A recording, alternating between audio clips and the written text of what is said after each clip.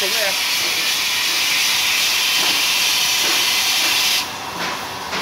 Viên đá nó chạy méo xẹo luôn.